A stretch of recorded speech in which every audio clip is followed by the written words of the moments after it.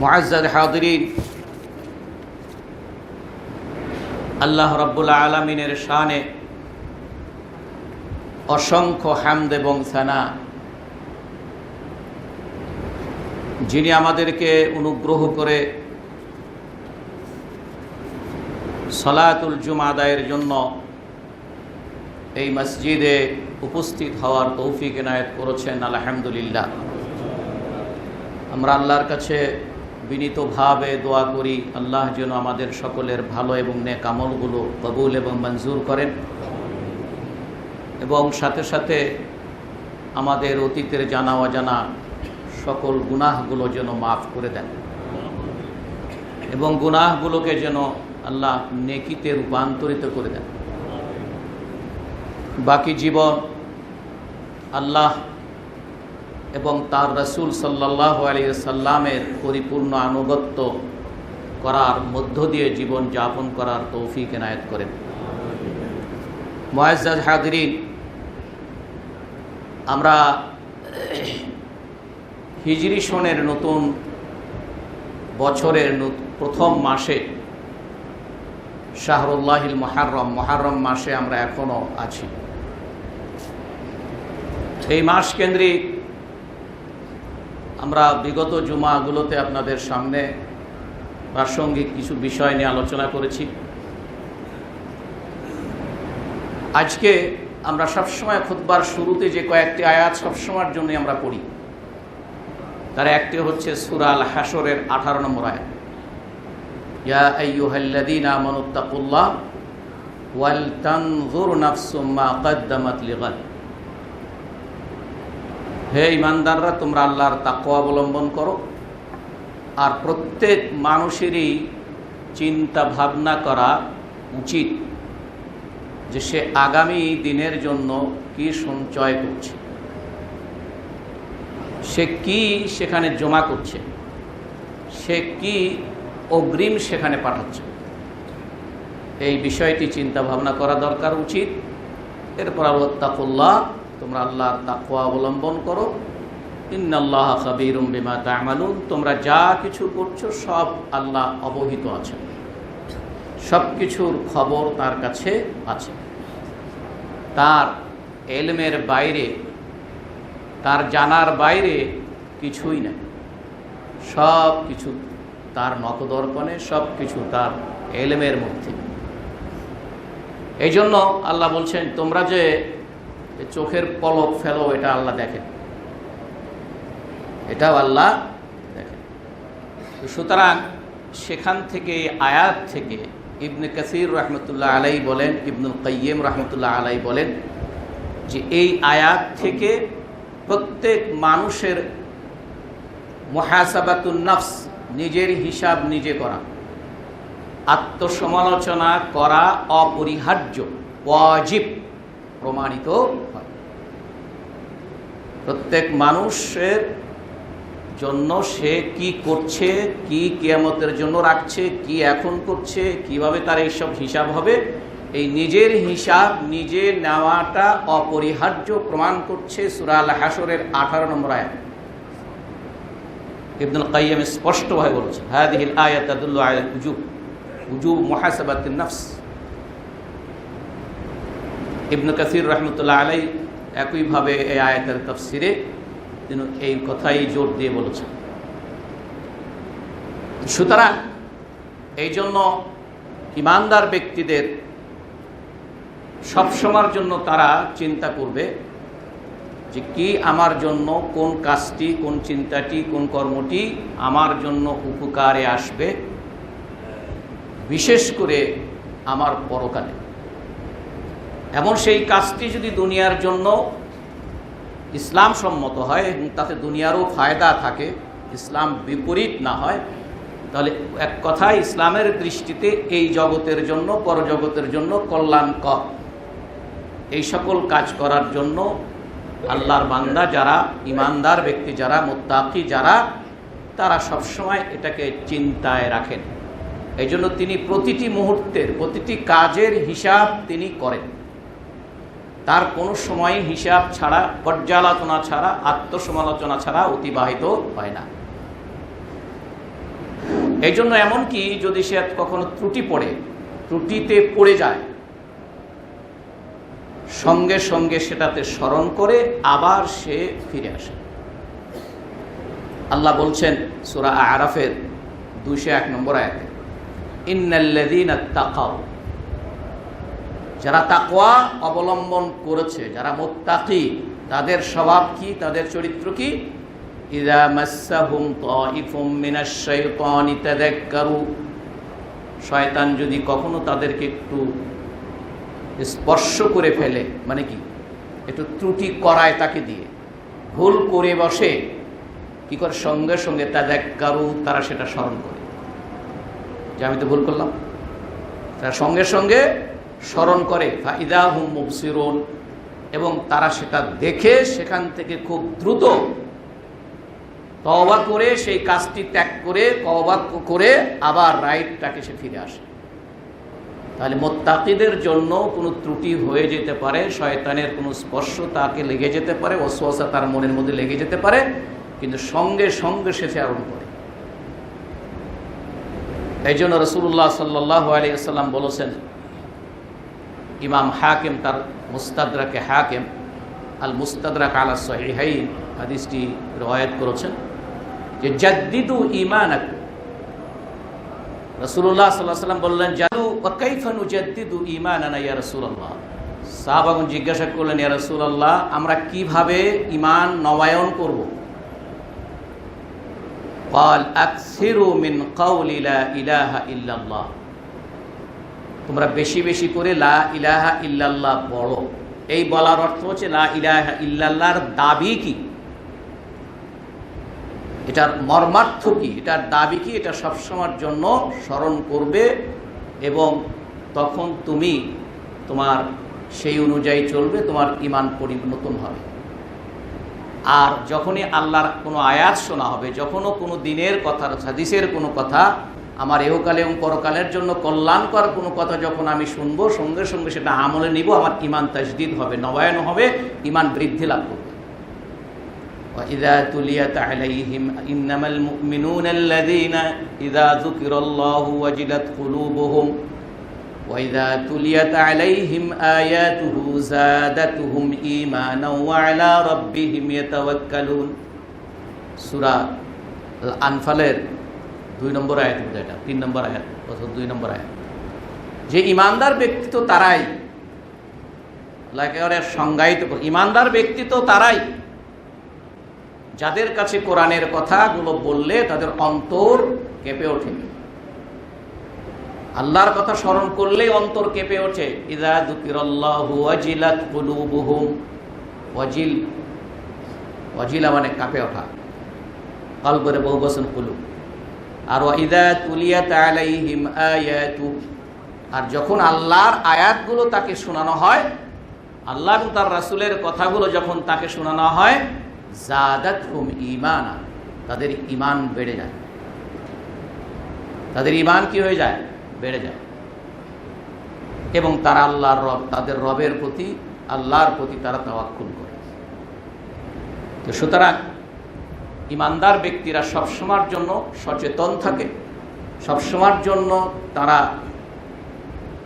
সজাগ থাকে যে কোন কাজটির দ্বারা সে আল্লাহর নৈকট্য লাভ করবে এবং পরকালে তার জন্য সেই কাজটি উপকারে আসবে, এটার জন্য কোনোভাবেই যদি তাকে ত্রুটি না হয়।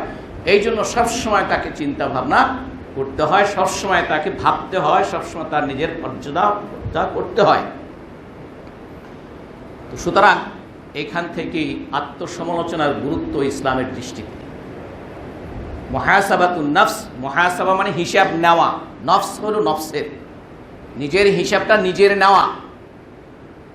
আপনি তো হিসাব নেন, আপনার বাড়ির যাকে কাজ করতে দিয়েছেন সেই কি করলি, কি করলি, এটা নিজের নফসের হিসাবটা নিজের নেওয়া। এই হিসাব নেওয়া বা নফসের হিসাব নেওয়ার বিভিন্ন জন বিভিন্নভাবে সংজ্ঞা দিয়েছেন। আল মাওয়ারদি নামে একজন বিশেষজ্ঞ, তিনি বলছেন যে ওর অর্থ হচ্ছে, হিসাব নেওয়ার অর্থ হচ্ছে আইয়াতাসাফফাহাল ইনসানু ফি লাইলিহি মা সাদারা মিন আফআলি নাহারিহি।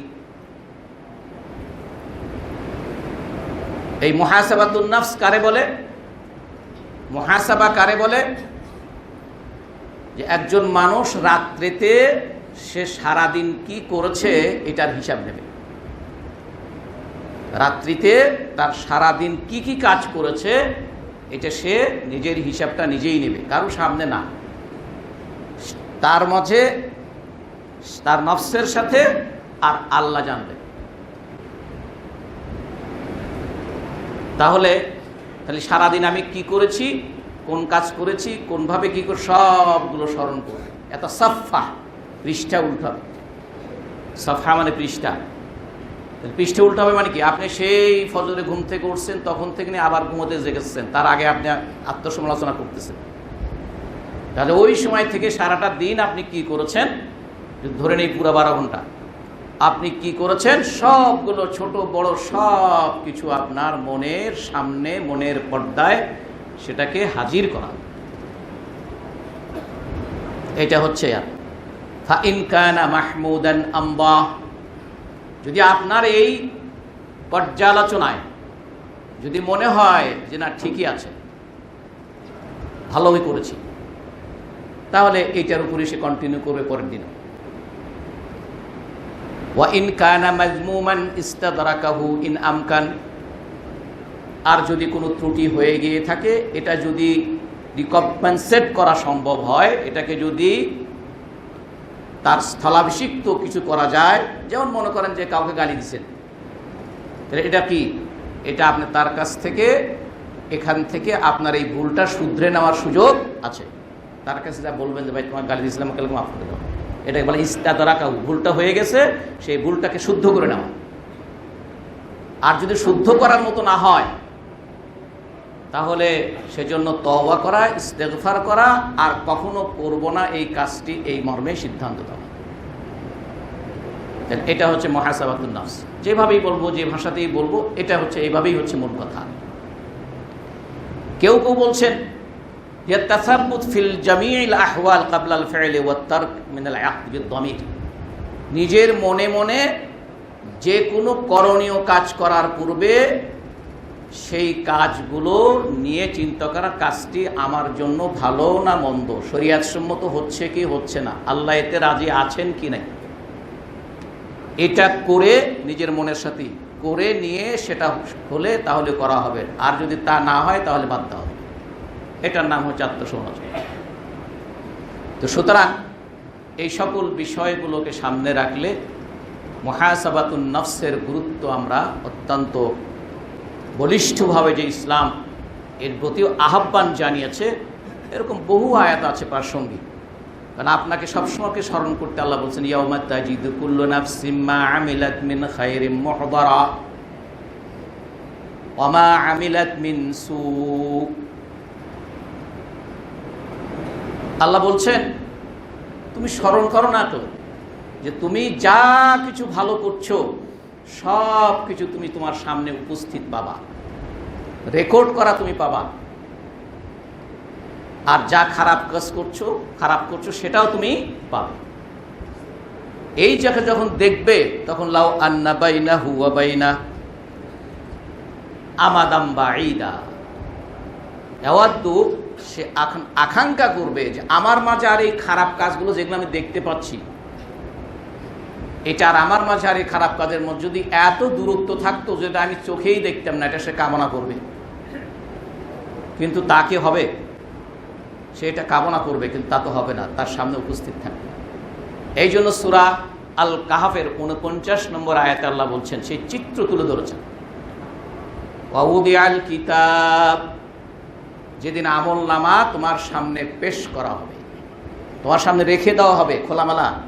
সূরা বানি ইসরাঈলে আছে হচ্ছে 12-13 নম্বর আয়াতে, ওয়া কুল্লা ইনসানিন আলজামনাহু তাইরাহু ফি উনুকিহি, প্রত্যেক মানুষের গলার সাথে আমি তার আমল নামা ঝুলিয়ে রেখেছি। তারপরে এটাকে আমি কি বই আকারে বের করব। ওয়া নুখরিজু লাহু ইয়াওমাল কিয়ামাতি কিতাবান ইয়ালকাহু মানশুরা ইকরা কিতাবাকা কাফা বিনাফসিকাল ইয়াওমা আলাইকা হাসিবা। এরপরে কিয়ামতের দিন এটা আমি খোলামেলা বইটা বন্ধও থাকবে না, একেবারে পৃষ্ঠা খোলা থাকবে। আর আমি বলবো ইকরা কিতাবাকা, তোমার আমলনামা পড়ো, তোমার ফাইল পড়ো, তোমার এসিআর পড়ো, তাহলে তুমি নিজের হিসাব নিজেই করতে যথেষ্ট, কাউকে বলতে হবে না। সেই আমলনামার কথা আল্লাহ বলছেন, ওয়াদিআল কিতাবু ফাতারাল মুজরিমিনা মুশফিকিনা মিম্মা ফিহি ওয়া ইয়াকুলুনা ইয়া ওয়াইলাতানা মা লিহাদাল কিতাবি লা ইউগাদিরু সগীরাতান ওয়ালা কাবীরাতান ইল্লা আহসাহা ওয়া ওয়াজাদু মা আমিলু হাদিরা ওয়ালা ইয়াযলিমু রাব্বুকা আহাদা। আল্লাহ বলছেন সূরা আল কাহফের 49 নম্বর আয়াত, যেদিন আমলনামা রেখে দেওয়া হবে প্রত্যেকের সামনে, অপরাধীরা ভীত সন্ত্রস্ত হবে আমলনামা দেখে। হে রাসূল, আপনি দেখে ফাতারাল মুজরিমিনা, মুজরিম মানে ক্রিমিনাল, ইংরেজিতে বললে তো বেশি শক্ত হয়। অপরাধীর চাইতে যদি ক্রিমিনাল বলা যায় আবেদনটা বেশি পড়ে কিন্তু, তাই না? তীব্রতাটা বেশি মনে হয়। আপনি একজন তো কবেন বাংলায় যে তুই তো অপরাধী, এ তো রাগ করবে না, তুই একটা ক্রিমিনাল রে, তো তোর খেপে গেছে আপনার করে। এই জন্য ভাষার কতগুলো আবেদন থাকে। এই মুজরিম শব্দ আরবিতে ক্রিমিনাল অর্থ। হে রাসূল, আপনি দেখবেন এই ক্রিমিনালরা ভীত সন্ত্রস্ত হয়ে যাবে এই আমলনামা দেখে, এবং আফসোস করে বলবে ওয়ায়াকুলুনা ইয়া ওয়াইলাতানা, আর তারা সেদিন আফসোস করে বলবে হে আয় আফসোস, এটা আবার কেমন আমলনামা, লা ইউগাদিরু সগীরাতান ওয়ালা কাবীরাতান ইল্লা আহসাহা, এখানে ছোট বড় সব কিছু গণনা করে রাখা হয়েছে, লিপিবদ্ধ করে রাখা হয়েছে, সব কিছু এখানে রেকর্ড করে রাখা হয়েছে, কোনো কিছুই বাদ পড়ে নাই। ওয়া ওয়াজাদু মা আমিলু হাদিরা, সবগুলো তারা তাদের সামনে উপস্থিত পাবে, হাজির পাবে। আর আল্লাহ বলছেন ওয়ালা ইয়াযলিমু রাব্বুকা আহাদা, তোমার রবের কোনো দরকারই পড়ে নাই তোমাকে জুলুম করার। তোমার রব কাউকে জুলুম করে না। তোমার আমলনামা দেখে তুমি দেখবা তোমার কি হয়েছে ওখানে। এই জন্য এই আমলনামা রেকর্ড করার জন্য আল্লাহ একদল ফেরেশতাদেরকে দায়িত্ব রেখেছেন, দিনের বেলা একদল আর রাত্রের বেলা আর একদল, পালাক্রমে তারা এই ডিউটি পালন করে। কিরামান কাতিবিনা ইয়ালামুনা মা তাফআলুন, কিরামান কাতিবিন, তারা সম্মানিত লেখক। কিরামান কাতিবিন কিন্তু ফেরেশতাদের নাম না, এটা ওই গোষ্ঠীটা যারা এই কাজের দায়িত্ব পাওয়া, তারা সম্মানিত লেখক, এটা তাদের গুণাগুণ। তারা হচ্ছেন কি সম্মানিত লেখক, তোমরা যা কিছু করছো তারা সব জানে। ওয়ানিল ইয়ামিনি ওয়ানিশ শিমালি কাঈদ, সূরা কাফে আল্লাহ বলছেন ডান দিকে আর বাম দিকে বসা আছে। ডান দিকে আর বাম দিকে কি বসা আছে? দুইজন ফেরেশতা, ইয ইয়াতালাক্কাল মুতালাক্কিয়ানি আনিল ইয়ামিনি ওয়া আনিশ শিমালি কাঈদ, আল্লাহ আয়াতে শুরু রেখো। এই দুইজন ফেরেশতা তোমাদের সব কিছু তালাক্কি করছে, রিসিভ করছে, সব কিছু তারা রেকর্ড করছে। ডান দিকে একজন, বাম দিকে একজন, সার্বক্ষণিক বসে আছে। মা ইয়ালফিযু মিন কাওলিন লাদাইহি ইল্লা রাকীবুন আতীদ, যা করো সব রেকর্ড করছে এরা, যা করো সব রেকর্ড করছে। এই যে আমরা নারায়ণগঞ্জে মসজিদে যে দুর্ঘটনা ঘটলো, আল্লাহ সেখানে যারা মৃত্যুবরণ করেছে তুমি তাদেরকে শাহাদতের মর্যাদা দান করে আনো। তারা তোমার মসজিদে তোমার সালাতরত অবস্থায় তাদের এই পরিণতি হয়েছে। সেখানে আমরা বিভিন্ন যোগাযোগ মাধ্যমে যা দেখলাম শুনলাম, যে ওই যে পার্শ্বে দিয়ে হোক, জানি না নিজ দিয়ে হোক, এটা নিয়েও তো এখন বিতর্ক হচ্ছে, কেউ কেউ মসজিদের নিজ দিয়ে, কেউ পাশ দিয়ে, যাই হোক সেটা সেখানে লিক হয়ে গেছে, সংশ্লিষ্ট দপ্তরে জানানো হয়েছে। খরচ চাইছে কত? কালকে আমি দেখলাম ৭১ টিভির সাক্ষাৎকারে ৫০,০০০ টাকা। তারা মুসল্লিদের কাছ থেকে চাঁদা ধরছে, মসজিদের সভাপতি উনি বলতেছেন যে আমরা সেই ৫০,০০০ টাকা যোগান দেওয়ার জন্য সংগ্রহ করতেছি, চাঁদা সংগ্রহ করছি। আবার দেখেন এখানে সেই সাংবাদিক একটা করে আবার এ বলতেছে ওইখানে টাকা দেওয়ার, আবার এসে আবার পিন দিয়ে প্রশ্ন করে, কয় কি আপনারা নিজেরাই সারতেন এই জন্য টাকা তুলতেছিলেন? তখন বেচারা বললো যে না, আমরা নিজেরা সারবো কেমন করে। এটা তারা যে ৫০,০০০ টাকা চেয়েছে, সেই টাকা তাদেরকে দেওয়ার জন্য আমরা টাকা সংগ্রহ করছি, চাঁদা তুলে। তাহলে কারণ কি সেটা তো আমরা জানি না, সেটা যারা ইনভেস্টিগেশন করার দায়িত্ব আছে তারা জানাবে। কিন্তু যেটা শোনা যাচ্ছে আর কি, আর এটাতে এমন কোনো আজগুবি কথা শোনা যাচ্ছে না যে এই ধরনের অফিসগুলো এই ধরনের টাকার কথা বলে না, যা খবর দেওয়ার সাথে কাজ করে দেয়। এটা তো আমাদের দেশে সেই অভ্যাস আছে, কি বলেন, আছে? তাই সুতরাং বিষয়গুলো, একটা দেশ বা আমরা কত জায়গায় কত নিচে নেমে গেছি। একটু আগে আমাদের একজন ভাই এখানে নামাজ পড়তেছেন, তিনি একটা ঘটনা বললেন তার সময়, এই গতকাল সন্ধ্যার ঘটনা, টেলিফোনে মায়ের দুধের কসম করে মা ক্যান্সার, তাকে চিকিৎসা করবে, ওনার কাছে সাহায্য চাচ্ছেন। সাহায্য বলতে সেইভাবে সাহায্য না, একটু চান্দা টাইপের মতো সাহায্য, কথা বুঝছেন? সুতরাং এত নিচে নেমে গেছি। উনি বললে আবেগপ্রবণ হয়ে গেছে যে মায়ের দুধের কসম করে মায়ের ক্যান্সারের কথা বলে টাকার কথা বলা, অথচ পরে ওনার কাছে প্রতীয়মান হয়েছে যে এটা একটা ভুয়া টেলিফোন ছিল। তা এখন মনে করেন যে সে মানুষ তো করছে, ওনাকে তো অন্য কোনো জন্তু জানোয়ার ফোন করেনি, মানুষ ফোন করছে। সে ফোন করে এরকম মায়ের দুধের কসম করে মাকে কসম করছে, মা তোমার দুধ খাইছে, তোমার দুধের কসম, আমি এই খারাপ কাজ করব না। সেই মায়ের আবার ক্যান্সার। তো সুতরাং আমরা কত নিচে নেমে গেছি, আমাদের সমাজের লোকেরা আমরা কত নিচে নেমে গেছি। এখান থেকে তো ফিরে আসতে হবে ভাই। আমরা যদি এই সমাজটাকে ঠিক রাখতে চাই, ভবিষ্যৎ প্রজন্মের জন্য যদি আমরা বাসোপযোগী রাখতে চাই এই সমাজটাকে, তাহলে আমাদের ফিরে আসতে হবে। You have to return on right track. অবশ্যই ফিরে আসতে হবে ভাই। সব কিছুতেই আমরা অর্থ অর্থ অর্থ, যে কোনো উপায়ে চুরি করে, ডাকাতি করে, কৌশল করে, যে কোনোভাবে চান্দা ধরে, যেভাবেই হোক না কেন, এটা এই যারা আত্মসমালোচনা করে, প্রতিটি মুহূর্তের হিসাব নিকাশ যারা করে, তাদের পক্ষে এটা সম্ভব হবে না। এই জন্য আপনি যদি সব এই কথাগুলো যদি স্মরণ রাখেন যে আমার সব তো রেকর্ড হয়ে যাচ্ছে, আমার সব রেকর্ড হয়ে যাচ্ছে, এবং এগুলো আমাকে এর খেসারত দিতে হবে এবং এর জন্য আমাকে জবাবদিহি করতে হবে। সুতরাং আত্মসমালোচনা অত্যন্ত গুরুত্বপূর্ণ একটি বিষয়। এর দ্বারা যে সকল লাভ হয় বা এর গুরুত্ব যেভাবে আরও ফুটে ওঠে, সেটা হচ্ছে যে এইটা যারা করে, এটা তরিকুল ইস্তিকামাতুল কুলুব, আপনার আমার মনটা ঠিক রাখার জন্য এটা একটা পদ্ধতি, যাতে করে ডাইভার্ট না হই। সবসময় যদি আমি আমার কাজের হিসাব নেই এবং বলি যে কোনটা ভালো করছি আর কোনটা মন্দ করলাম, মন্দ করলে আমি সেখান থেকে ফিরে আসবো, তওবা করব না, আর ভালোটা হলে সেটা আমি করেই যাব, তাহলে ইস্তিকামাতুল কুলুব, ইস্তিকামাত যেটা আমরা বলি, ইন্নাল্লাযীনা ক্বালু রাব্বুনাল্লাহু সুম্মা ইসতাকামু তাতানাজ্জালু আলাইহিমুল মালাইকা, যারা আল্লাহর প্রতি আল্লাহকে রব বলে ঘোষণা করার পরে যথেষ্ট না, ইস্তাকামু, এর উপরে দৃঢ় থাকতে হবে। দৃঢ় থাকা মানে কি? সেই যে আল্লাহকে আপনি আল্লাহ বলে, রব বলে স্বীকার করে নিলেন, একমাত্র মাবুদ বলে স্বীকার করলেন, তার আদেশ নিষেধ অনুযায়ী আপনাকে চলতে হবে, তাহলে আপনি এর উপর টিকে থাকলেন, তাহলে আপনি এর উপর টিকে থাকলেন। ইস্তেকামাত এটাকে বলে। সেই ইস্তেকামাতুল কুলুবের জন্য মুহাসাবাতুন নাফস একটি বড় উপকারী জিনিস।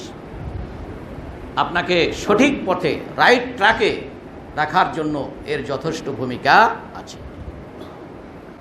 দুই হচ্ছে আন্নাহা দালিলুন আলা সালাহিল ইনসান, ভালো মানুষ হওয়ার প্রমাণ এটা, পরিশুদ্ধ মানুষ হওয়ার প্রমাণ এটা, যে সব সময় নিজের হিসাব নিজে করে। যে ব্যক্তি তার জীবনের একটি পার্টের, যে আমি কয় টাকা ইনকাম করলাম, কয় টাকা ব্যয় করলাম, এইটার আমি একটা হিসাব রাখবো। এই জন্য সে প্রতি সকালে উঠে, সকালবেলা উঠে নাস্তা কিনে আসে 5-10 টাকা লিখে রাখে। এরকম কিছু মানুষকে আমিও দেখেছি যারা এরকম করতেন, মানে শুধুমাত্র কি খরচ করলো সেটা লিখে রাখে, লিখে রেখে মাস শেষে কত খরচ করলো এটা হিসাব করে। তার আয়ের সাথে একটু কম সঙ্গতি হলে পরের মাসে সাবধান হয়। তাহলে এইটুকুনের জন্য যে পরের মাসে সাবধান হয়, তাহলে সব কাজের জন্য যদি আপনি নিজের হিসাবটা নিজে নেন, তাহলে তা আপনি একদম পারফেক্ট ম্যান হবেন, পরিশুদ্ধ মানুষ হবেন, সালাহ বলা। এই জন্য কোরআনে কারিমে আল্লাহ মুসলেহ আর মুফসিদ, সলাহ আর ফাসাদ। সমাজ, মানুষ, রাষ্ট্র, দেশ, পরিবার ঠিক মতো আছে, এটাকে বলা হয় সলাহ। যারা ঠিক রাখে তাদেরকে বলা হয় মুসলেহ। আর এগুলো নাই, বিপর্যয়, বলা হয় ফাসাদ। আর যারা এটা করে তাদেরকে বলা হয় মুফসিদ। এই জন্য আল্লাহ বলছেন, ইন্নাল্লাহা লা ইউহিব্বুল মুফসিদিন। আল্লাহ এই মুফসিদ যারা, ফাসাদ সৃষ্টিকারী যারা, বিশৃঙ্খলা সৃষ্টিকারী যারা, সব ধরনের অপকর্ম, অন্যায়, অবিচার, অশ্লীলতা সব কিছুকে ফাসাদ বলা হয়। দুর্নীতি, চুরি, ডাকাতি, এগুলো সবগুলো যত অপকর্ম আছে সবগুলোকে আরবিতে বলা হয় কি? ফাসাদ। ফিতনা ফাসাদ বলি না আমরা, সেই ফিতনা ফাসাদ। এই আল্লাহ বলছেন ইন্নাল্লাহা লা ইউহিব্বুল মুফসিদিন। যারা মুফসিদ তাদেরকে আল্লাহ, যারা ফাসাদ সৃষ্টিকারী তাদেরকে আল্লাহ পছন্দ করেন না। আল্লাহ বলছেন লা তুফসিদু ফিল আরদি বা'দা ইসলাহিহা। আল্লাহ বলছেন এই পৃথিবীটা আমি তোমাদের বাস উপযোগী করে সৃষ্টি করেছি, তৈরি করেছি, ব্যবস্থা করে রেখেছি। এটা বাস উপযোগী, এই আমার এই বাস উপযোগী পৃথিবীটাকে তোমরা নষ্ট করো না। কে বলছেন? আল্লাহ। লা তুফসিদু ফিল আরদ, এই পৃথিবী, এই শৃঙ্খলা, এই শান্তিময় পরিবেশ, এই বাস উপযোগী এই পরিবেশ তোমরা নষ্ট করো না। যেটাকে আল্লাহ পরিশুদ্ধ করে রেখেছেন, যেটাকে বাস উপযোগী করেছেন। তাহলে কোরআনের ভাষায় ফাসাদ বলতে যাবতীয় অপকর্ম, অন্যায়, অশ্লীলতা সবকে বুঝায়। অশান্তির যত কারণ আছে সবগুলোকেই ফাসাদ বলা হয়। আর এর বিপরীতটাই হচ্ছে সলাহ বা মুসলেহ। যারা করে তাদেরকে মুসলেহ বলা হয়। এই জন্য যারা পৃথিবীতে বিশৃঙ্খলা সৃষ্টি করে, এরা সবসময়ের জন্য একটু তাদের জিহ্বা বড় থাকে, তাদের জাগতিক শক্তি তাদের বেশি থাকে। এই জন্য জোর করে যারা এই পৃথিবীতে সংশোধন করতে চায়, পৃথিবীর আসল অবস্থার উপরে যারা রাখতে চায়, এদেরকেই বলে, এদেরকে চিহ্নিত করে যে এরাই হচ্ছে সমাজে বিশৃঙ্খলা সৃষ্টিকারী। এই জন্য সকল নবীদেরকে অভিযোগ দেওয়া হয়েছে। সকল নবীর যুগের তাদের শত্রুরা, তাদের দুশ্মনরা তাদেরকে বলছে এরা তোমাদের সমাজে বিশৃঙ্খলা সৃষ্টি, নবীরা নাকি এসে বিশৃঙ্খলা সৃষ্টি করতেছে। আতাদারু মুসা ওয়া কওমাহু ফিল আরদ লিইফসিদু ফিল আরদ। ফিরআউন ওয়া ক্বালাল মালাউ মিন ফিরআউন, ফিরআউনের সভাসদ বর্গ, তার দলের লোকজন, তার পরামর্শদাতারা, তার উপদেষ্টারা, তার মন্ত্রীরা বলতেছে আপনি এভাবে মুসারে ছেড়ে দিয়ে রাখলে তো ও তো আপনার দেশের মধ্যে কি বিশৃঙ্খলা সৃষ্টি করতেছে। মুসা বলে বিশৃঙ্খলা সৃষ্টি করতেছে। যে ফেরাউন নিজেকে রব দাবি করলো, যে ফেরাউন গোটা মিশরের সমস্ত জনগণকে তার দাসে পরিণত করেছে, তার দাসত্ব করতে ভালো লাগে, কিন্তু মুসা আলাইহিস সালাম তাদেরকে মুক্ত করতে এসেছে। এই জন্য যারা তার সাথে আছে তারা মুসার কাজে বাধা দেওয়ার জন্য তাকে উস্কায়। এই জন্য ফেরাউন কয় না আমি অত বোকা না, একটুখানি ডিল দিয়ে রাখছি, এই তো ওর অনুসারীদের যারা ছেলে সন্তান যারা আছে তাদেরকে হলো হত্যা করব, মেয়েদেরকে বাঁচায় রাখবো, রেখে ওদেরকে আমাদের বাদী বানাবো, কারণ আমরা হচ্ছে ওদের উপর ক্ষমতাবান। সানুকাত্তিলু আবনাআহুম ওয়া নাস্তাহয়ী নিসাআহুম ওয়া ইন্না ফাওকাহুম কাহিরুন। যে আমি ওদের ছেলেদেরকে হত্যা করব, মেয়েদেরকে জীবিত রাখবো, কারণ ওদের উপর আমরা ক্ষমতাবান। কিন্তু শেষ পরিণতিতে কি বিজয় কার হয়েছে? মুসা আলাইহিস সালাম। সুতরাং এরকম প্রত্যেকটি নবী কোরআন আয়াত পড়ে দেখেন, প্রত্যেকটি নবীকে তার সমজাতিরা যারা কাফের বেঈমান ছিল, যারা প্রকৃত অর্থে পৃথিবীকে ভারসাম্য নষ্ট করে রেখেছে, পৃথিবীর মানুষদেরকে যারা দাস বানিয়ে রেখেছে, যারা প্রকৃত অর্থে পৃথিবীকে নষ্ট করে ফেলেছে, তারা যারা এটাকে ভালো করতে চেয়েছে তাদেরকে সবসময় বলছে এরাই নষ্ট করে।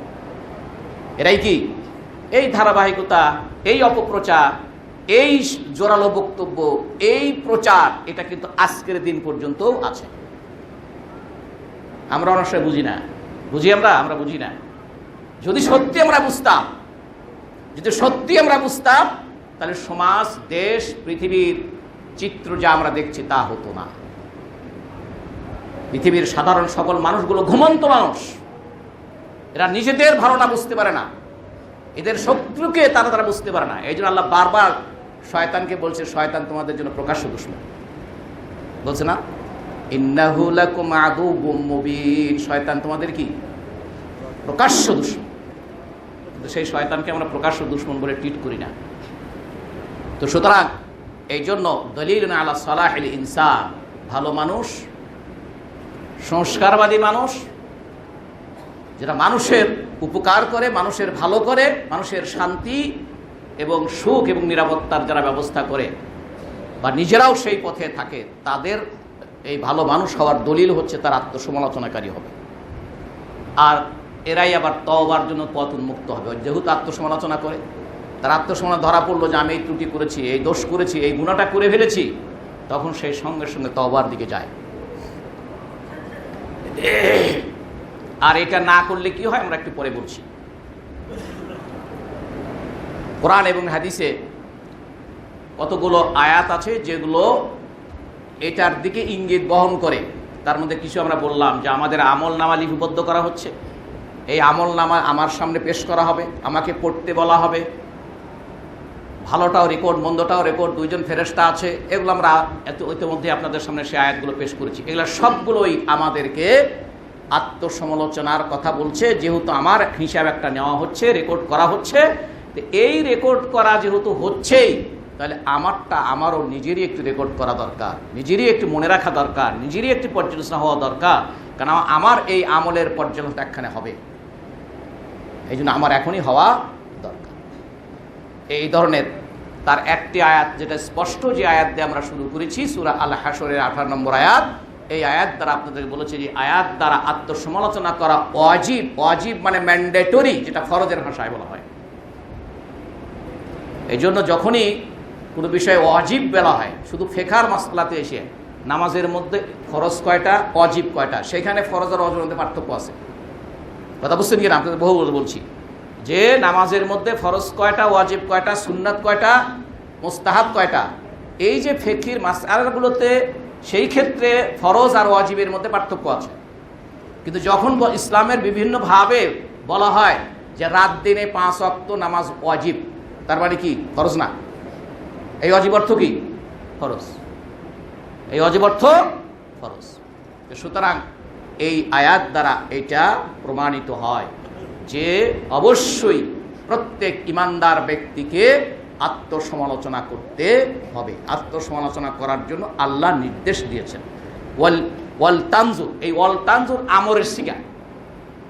কিসের সিগা? আমরের সিগা। আমার সাথে মাদ্রাসা পড়েছেন। তার মানে আমর লিল উজু, আমর বা নির্দেশ করা। নির্দেশ করা, এই নির্দেশ করা যতক্ষণ পর্যন্ত এর আশেপাশে কারণ দিয়া এটা ম্যান্ডেটরি না, এটা প্রমাণিত না হবে, ততক্ষণ নির্দেশ দেওয়া মানেই সেটা ম্যান্ডেটরি। কথা বুঝছেন কিনা?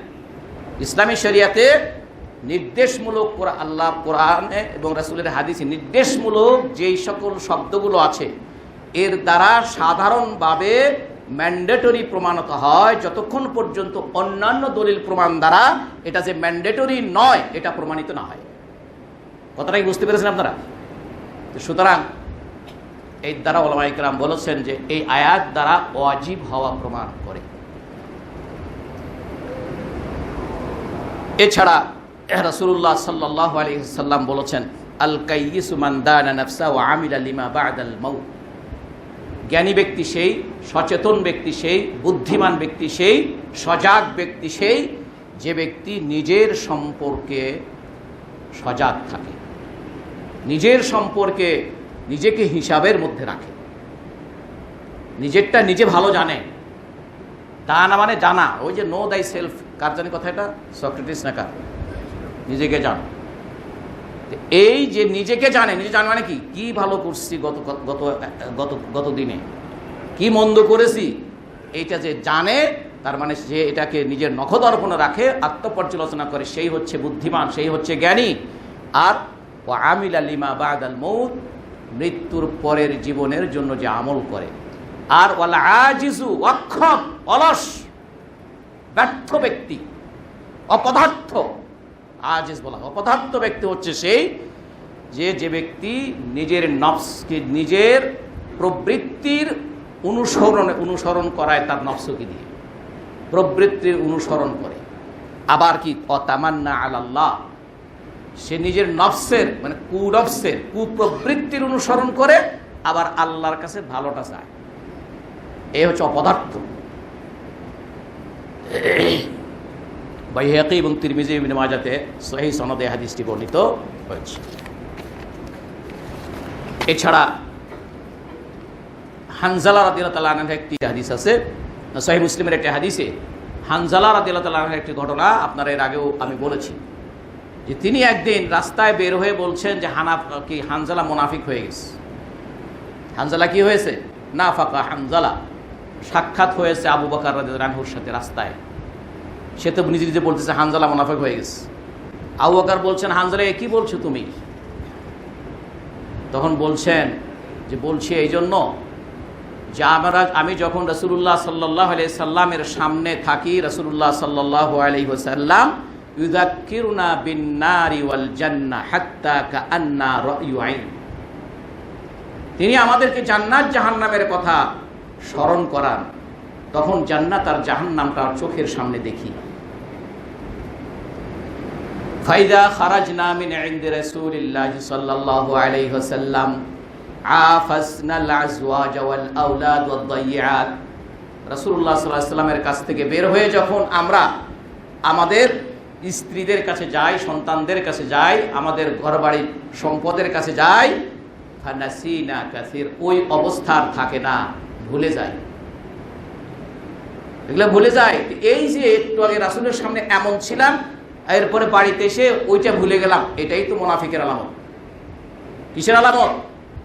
ওনার ইস্তিহাদ আর কি, এটাই তো। তাহলে উনি আত্মসমালোচনা করেন বলেই তো উনি ওনার চিন্তায় এটা ধরা পড়েছে। কি জন্য? যেহেতু এইটা নিয়ে উনি চিন্তা করেন, এই জন্য উনি বলছেন যে আমি মুনাফিক হয়ে গেছি। আবু বকর রাদিয়াল্লাহু আনহু, ওমান হুয়া আবু বকর, হু ইজ আবু বকর। হানজালা রাদিয়াল্লাহু আনহু এই কথা শুনে আবু বকর বললেন যে আমারও তো এরকমই হয়, আমারও তো এরকমই হয়। তখন দুইজনে মিলে রাসূলুল্লাহ সাল্লাল্লাহু আলাইহি ওয়াসাল্লামের কাছে গেলেন, যে হানজালা বললেন, রাসূলের কাছে বললেন না ফাকা হানজালা, তারপরে কারণ বললেন। হানজালা কি হয়েছে? রাসূল সাল্লাল্লাহু আলাইহি ওয়াসাল্লাম, কি ওয়ালাকা ইয়া হানজালা, এটা বলছো কেন, তোমার কি হয়েছে?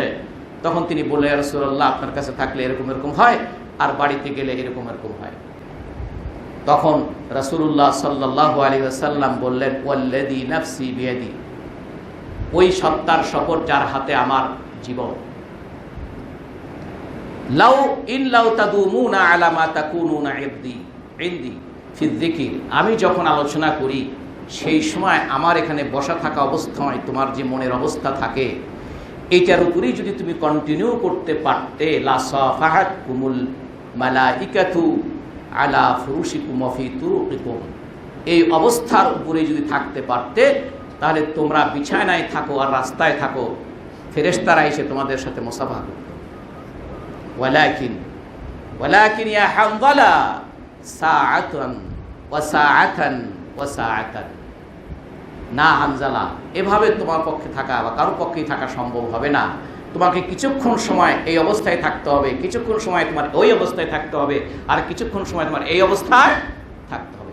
এটার নামই হচ্ছে ইসলামের জীবন, একটি ব্যালেন্সড জীবন। ইসলামের জীবন ব্যবস্থা একটি ব্যালেন্সড জীবন ব্যবস্থা। সে শুধু আপনাকে জঙ্গলে গিয়ে আপনি আল্লাহ আল্লাহ করে ডাকবেন, এটা ইসলাম আপনাকে অনুমোদন দেয় না। আবার শুধু দুনিয়া নিয়ে পড়ে থাকবেন, পরকালের কথা ভুলে যাবেন, এটাও ইসলাম অনুমোদন দেয় না। এই জন্য কিছুক্ষণ আপনার এটা, কিছুক্ষণ আপনার এটা, সব মিলে আপনি আল্লাহর ইবাদত, সব মিলে কি আপনার ইবাদত। যখন যে ঘর অবস্থায় থাকবেন সেই অবস্থাতেও আল্লাহর নির্দেশনা আপনার ওখানে আছে, সেই নির্দেশনা অনুযায়ী আপনি সেখানে আমল করবেন। তাহলে এখান থেকেও আমরা বুঝতে পারছি। ইমাম আহমদ তার মুসনাদে আহমদে ওমর ইবনুল খাত্তাব রাদিয়াল্লাহু আনহু একটি উক্তি, প্রসিদ্ধ উক্তি, ওমর ইবনুল খাত্তাব রাদিয়াল্লাহু আনহু বলেছেন, হাসিবু আনফুসাকুম ক্বাবলা আন তুহাসাবু, হাসিবু আনফুসাকুম ক্বাবলা আন তুহাসাবু, তোমাদের নিজেদের হিসাব নিজেরা নাও, তোমাদের হিসাব এক জায়গায় দেওয়ার আগে বা নেওয়ার আগেই, তোমাদের হিসাব এক জায়গায় নেবার আগেই তোমার নিজের হিসাবটা নিজে নাও। ওয়াজিনু আমালাকুম ক্বাবলা আন তুজানু, এবং তোমাদের আমলগুলোকে মেপে নাও এখনই, এক জায়গায় তোমাদের আমলগুলো মাপার আগেই। তাহলে আমলগুলো মাপার আগেই নিজেরটা ম্যাপে ঠিকঠাক করে নাও, তাহলে ওই মাপে আর কোনো ঝামেলা হবে না। এরপরে আল্লাহর এরপরে ফাইন্নাহু আহওয়ানু আলাইকুম ফিল হিসাবি গাদান ইন তুহাসিবু আনফুসাকুমুল ইয়াওম, নিজেই বলছেন এভাবে যদি করো, যদি নিজেদের হিসাবটা এখনই আজকেই নিয়ে নাও, তাহলে ওইখানে তোমাদের হিসাবটা সহজ হয়ে যাবে। ওয়া তাযায়্যানু লিল আরদিল আকবার, আর সবচেয়ে বড় বিচারের দিন, যেদিন সকলের সামনে একটি মাঠে সকলে একত্রিত হবে, আরদুল আকবার বলা হয়, সেই দিনের জন্য তখন তোমাদের সবগুলো কাজ সুন্দর থাকবে, সব রেডি থাকবে, হিসাব নিকাশ পরিষ্কার। এই জন্য যে সকল কেরানিরা যারা হিসাব নিকাশে ব্যস্ত, তারা যখন সব ঠিকঠাক করে হিসাব খাতা রেডি করে রাখে, সে তখন বড় অডিটকেও ভয় করে না, ছোট অডিটকেও ভয় করে না। আর হ্যাঁ, তবে আমাদের দেশের অডিটকে, যেমন আমাকে একজন বলছিলেন এই যে ট্যাক্সের ক্ষেত্রে, কয় স্যার আপনি যতই শুদ্ধ মতো দিবেন আমার কাছে অশুদ্ধ না, যত ঠিক আপনি ম্যাপে দিবেন যে আপনার বাড়ির এইখান থেকে এত ফিটার, এইখানে এতই আপনি ভাড়া দিয়েছেন, কত রসিদ দেখাবেন, তারপরে এমনকি আপনার ভাড়াটেদেরকে এসে সাক্ষী দেখাবেন যে তারপরও আমার কাছে কি এটা আপনি শুদ্ধ তথ্য দেন নাই, আমার কাছে আপনি শুদ্ধ তথ্য দেন। বলেন এটাতে কি বোঝেন? এই জন্য এই সব কিছু থেকে বেঁচে থাকবেন, মসজিদে শুয়ে থাকবেন, ক্ষুধা লাগলে আশেপাশে বাড়িতে একখানে যা খাইবেন, দিলে খাইবেন, না খেলে আর একখানে যাইবেন, তাহলে আর কোনো ঝামেলা নেই। তাহলে সেই সমাজে আপনি হিসাবটা ঠিক করে রাখলেই কিন্তু, তবে এটা এই দুনিয়াতে, পরকালে আপনি এখানে হিসাব ঠিক করে নিয়ে গেলে আল্লাহর কাছে ঠিকই হিসাব হবে, নাকি হবে না? ওখানে ঠিক হয়ে যাবে।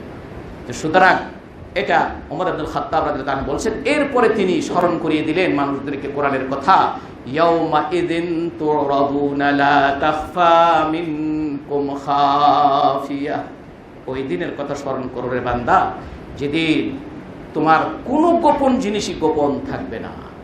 ফাআম্মা মাসুরাল হাক্কা ফাআম্মা মান উতিয়া কিতাবাহু বিয়ামিনিহি ফায়াকুলু হাউমুকরাউ কিতাবিয়া, ওই দিন যার আমলনামা ডান হাতে দেওয়া হবে, সে খুশিতে আনন্দেতে আত্মহারা হয়ে বলবে, এই যে আমার আমলনামাটা পড়ে দেখো, ইন্নী যানানতু আন্নী মুলাকিন হিসাবিয়া, কারণ আমি কিয়ামতের দিকে, আমি দুনিয়াতে থাকতেই প্রচন্ড বিশ্বাসী ছিলাম যে আমার এই হিসাবের দিন একদিন আসবে, এই হিসাবের সাথে আমার সাক্ষাৎ হবে, তাই আমার হিসাব আমি ঠিকঠাক করে নিয়ে এসেছি।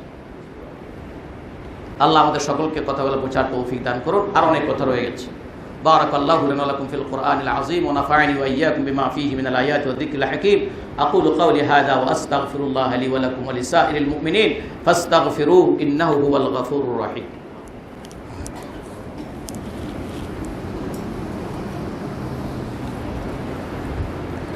আলহামদুলিল্লাহ আলহামদুলিল্লাহি ওয়াহদা ওয়াস সালাতু ওয়াস সালামু আলা মান লা নাবিয়্যা বা'দা, আম্মা বা'দ, ফাইন্না আহসানাল হাদীসি কিতাবুল্লাহ ওয়া আহসানাল হাদী হাদী মুহাম্মাদিন সাল্লাল্লাহু আলাইহি ওয়াসাল্লাম ওয়া শাররাল উমুরি মুহদাসাতুহা ওয়া কুল্লু মুহদাসাতিন বিদআহ ওয়া কুল্লু বিদআতিন দালালা ওয়া কুল্লু দালালাতিন ফিন নার, আও কামা ক্বালা আলাইহিস সালাতু ওয়াস সালাম। মুআজ্জাজ হাজিরিন, সুতরাং আমাদের এই আত্মসমালোচনা নিজের কাজ নিজে নিজে করব, কারোর সামনে করতে হবে না, আপনার নিজে নিজে করতে হবে। বাইনাকা ওয়া বাইনাল্লাহ, আপনি আর আল্লাহ, আল্লাহর সামনে হাজির নাজির জেনে আল্লাহর সামনে আপনি নিজকে নিজেই পেশ করবেন। এরপরে সংশোধন নিজেই হবে। ভালোটা হলে আলহামদুলিল্লাহ, আর মন্দ হলে সেখান থেকে নিজেই ফিরে আসবেন। কোন হুজুরের কাছে গিয়ে আপনার হাত ধরে তওবা করা লাগলো না, কারো কাছে কিছু করতে হলো না, এটা আপনার মাঝে আর আল্লাহর মাঝে। আপনি যেটা গোপন রয়ে গেছে আল্লাহ সেটা প্রকাশ করবেন না। এই জন্য আল্লাহর এক নাম কি? সাত্তার, তিনি অধিক গোপনকারী। এই কথাগুলো আল্লাহ যেন আমাদের সকলকে আমল করা তৌফিক দান করেন, এবং পরবর্তীতে আমরা এই বিষয়ের উপরে আবার আরও বেশি আপনাদের সামনে পেশ করার ইচ্ছা থাকলো ইনশাআল্লাহ। আল্লাহ আমাদের সকলকে এই কথাগুলো আমল করার তৌফিক দান করুন। ইবাদাল্লাহ সাল্লু আলা নবিয়্যিকুম হাইথু আমারাকুম রাব্বুকুম বিসসালাতি ওয়াসসালামি আলাইহি ফাকাল ইন্নাল্লাহা ওয়া মালাইকাতাহু ইউসাল্লুনা আলান নবী ইয়া আইয়ুহাল্লাযীনা আমানু সাল্লু আলাইহি ওয়া সাল্লিমু তাসলিমা। اللهم صل وسلم وبارك على نبيك محمد وعلى آله وصحبه وسلم. وارض اللهم عن الصحابة خصوصا أبي بكر وعمر وعثمان وعلي وعن بقية أصحاب رسول الله صلى الله عليه وسلم أجمعين وعن التابعين لهم ومن تبعهم بإحسان إلى يوم الدين وعنا معهم بجودك وكرمك ورحمتك يا أرحم الراحمين. ربنا آتنا في الدنيا حسنة وفي الآخرة حسنة وقنا عذاب النار ربنا ظلمنا أنفسنا وإن لم تغفر لنا وترحمنا لنكونن من الخاسرين رب ارحمهما كما ربياني صغيرا رب ارحمهما كما ربياني صغيرا اللهم تقبل صلاتنا وقيامنا وصدقاتنا يا رب العالمين